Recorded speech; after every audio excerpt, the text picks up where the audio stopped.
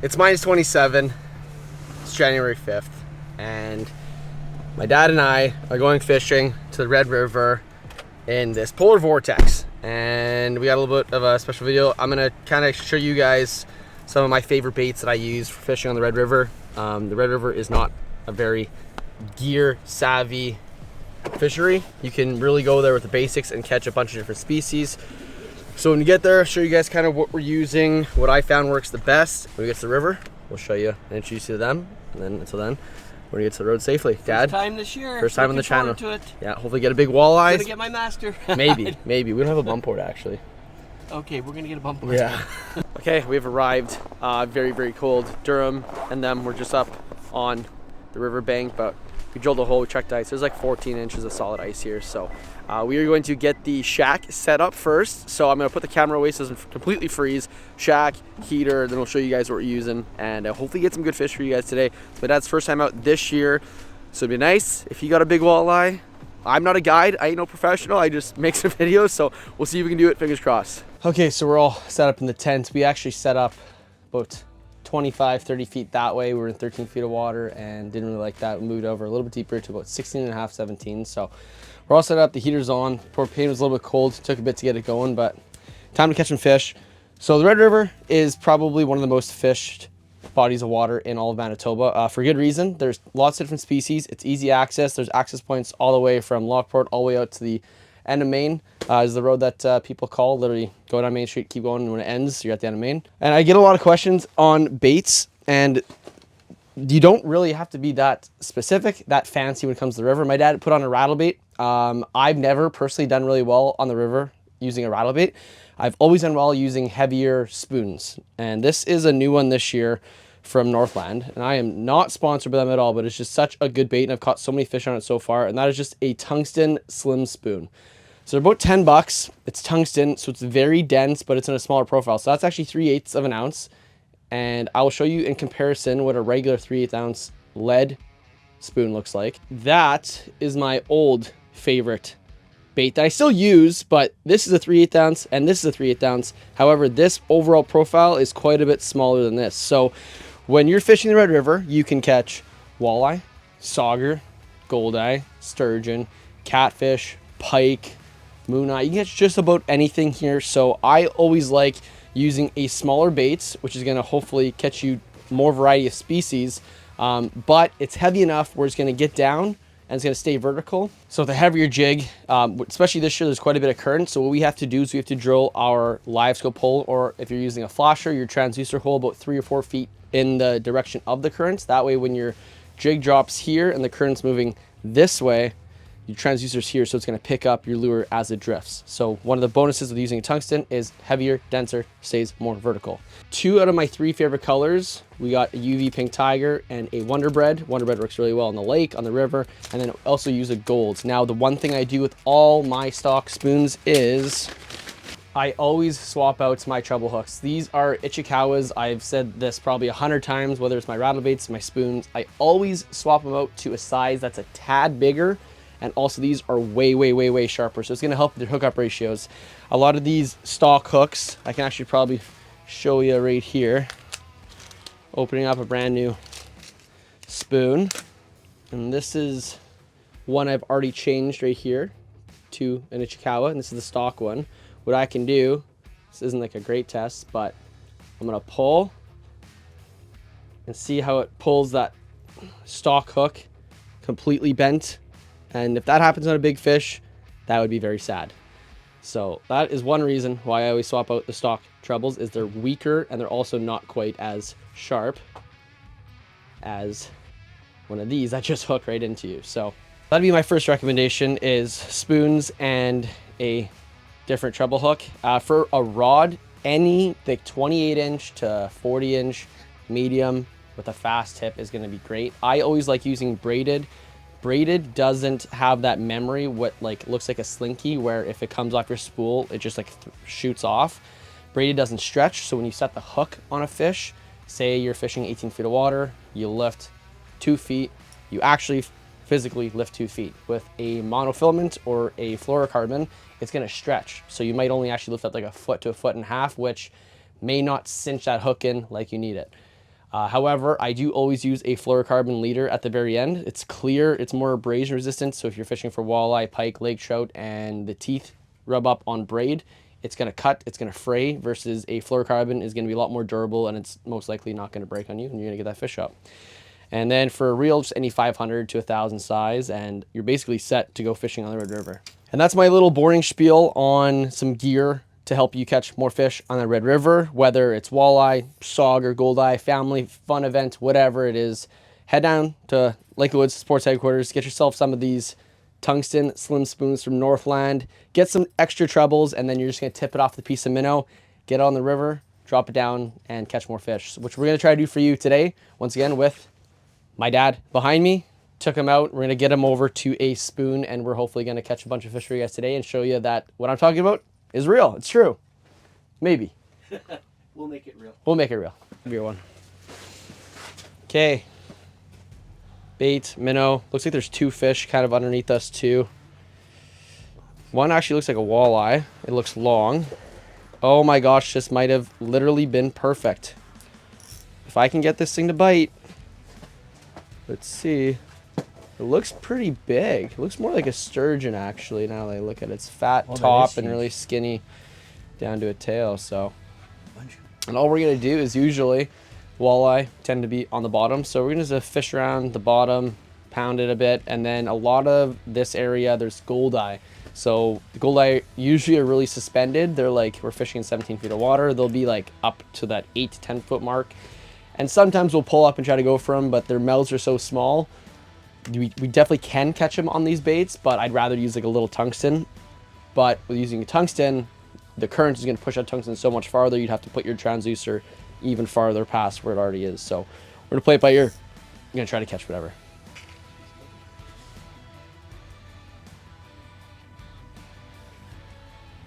You gotta just like hook them so perfectly though, because their mouths are so... Oh my gosh.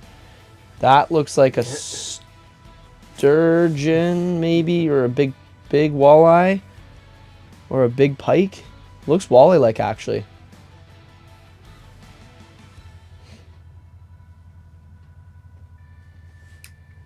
Here you go, you get it. Come on. That would be awesome.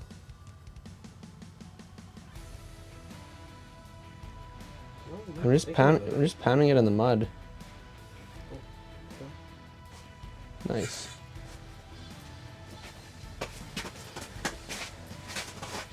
First one for you.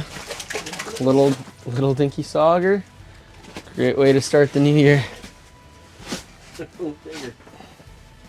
lot of people didn't. Well, even Oh. Come on, small guy. Or big guy. Oh my gosh. What's me? Come on.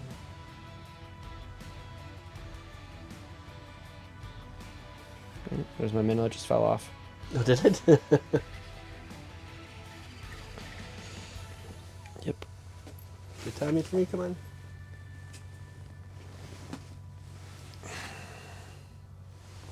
Nice. Another one.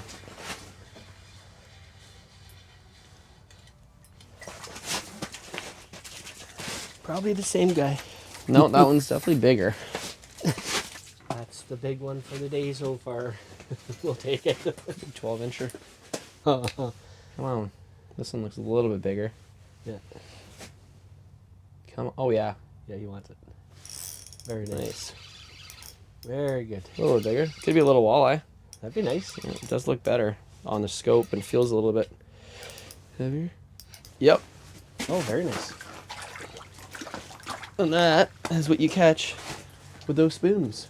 That's Nice eater walleye. nice fish. And he, if he would chill out, he crushed it. All right, relax. There's another one underneath here too. Yeah. Relax. He inhaled that spoon deep down too, so here we go. It should pop. Yep. Popped out. You want me to get the rod? Is it in my head? One thing I always do, that whenever I talk, whether it's crappie fishing, walleye, or whatnot, is I always try to make the fish chase it. If you just dangle it in front of their face every now and then, oh, that one's on you or bit you. Yeah. Every now and then they'll eat it out of, like, I would say hunger, annoyance, but I'm trying to force them to make a decision. So when I have a fish that's kind of closing in on me, I will continuously, slowly start to pull it up, pull it away. You're kind of playing like cat and mouse with it and forcing that fish to make a decision. Like, I'm either going to eat it and it's like hunting skills are going to take over, or I'm just going to swim off and not like it. So when they bite it out of aggression, usually 9 times out of 10 too, they're like eating it. So you get a lot better hookup ratios. And once again, when you're swapping out your treble hooks, they're that much sharper that if you don't get a great hook set on it, you can at least have some reliability that that hook that you changed out is going to increase your odds of keeping that fish pinned and keeping it on. I'll just put like a jig and a minnow on bottom or some shite. Ugh. Don't really want to catch a big fish on this rod, but if I have to. Well, we are allowed 2 rods in per person, and neither one of us were fishing with 2 rods, so I'm going to throw down this. This is a coffin minnow from Northland with a little piece of minnow, tipped it off.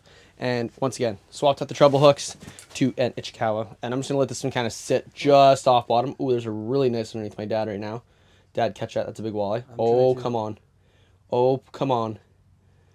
Oh, come on. Oh, come on. Oh, come on. Oh, come on.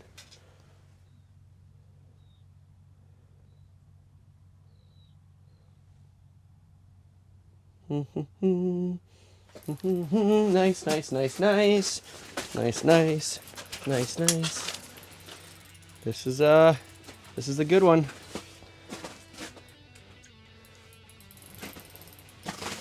Oh, another eater. Not gonna lie, it looked so much bigger on the screen.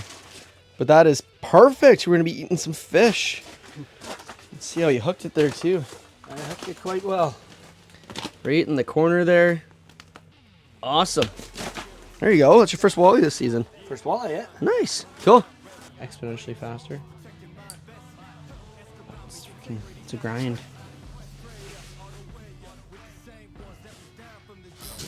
Oh, he bit good. Oh, that's a better one. That's a better one. That's a better one. That's another better one. Oh, yes. Oh, yes, Father.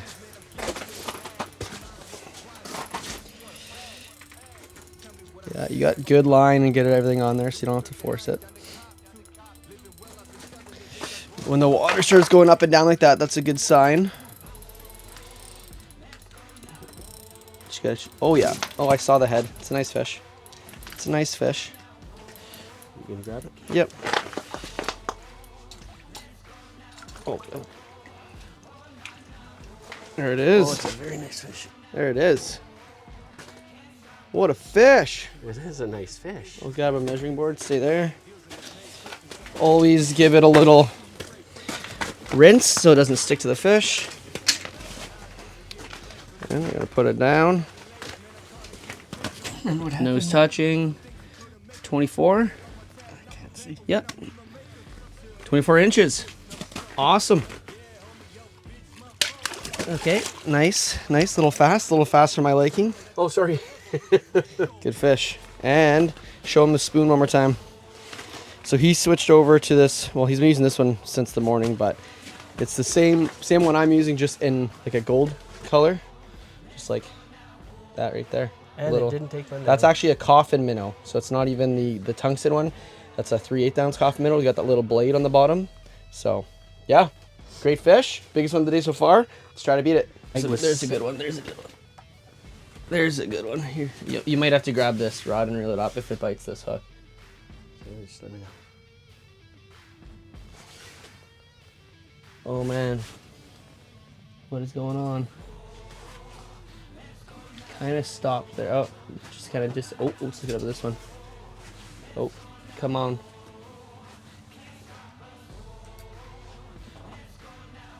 On, big one, big one.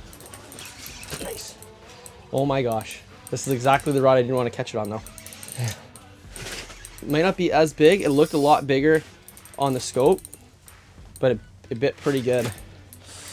Oh no, it's a nice one. It's a nice one. Back up. Back up. Heads up the hole. Come on. Nice and easy. Nice and easy. Oh my gosh. Saw the head. Oh, it's stuck on the ice. Popped off. Popped off. I saw it. Oh! Oh! Oh! Oh, I was letting it play too much. Oh, that was a big one. Yeah, I think you were more worried about your rod though, right? Oh. Big one.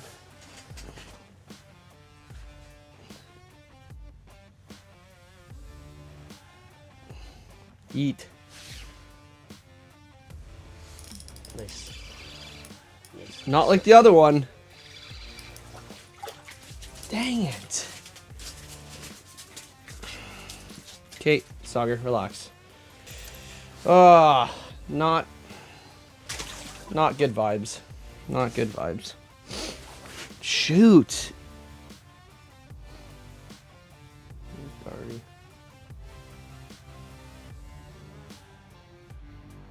Come on. Oh my gosh. The one on the right, you can. Yeah. That's gonna be a good walleye. It could be. Lurking. Oh my gosh. Oh my gosh. Oh my gosh. Oh my gosh. Oh my gosh. Oh my gosh. Oh my gosh. Oh my gosh. Oh my gosh. Oh my gosh. Oh my gosh. Oh my gosh. Oh my gosh. Okay. We're doing it. We're doing it. Back up if you need. Oh. Another nice one. Not as nice as the other one actually, but man, what a freaking 8-bit good there. image it looked like on the live scope, and the hook popped out. There it is. Second big walleye of the day. Nose touching. 23 inches. Yeah. Awesome. Cool. One more look. Yeah.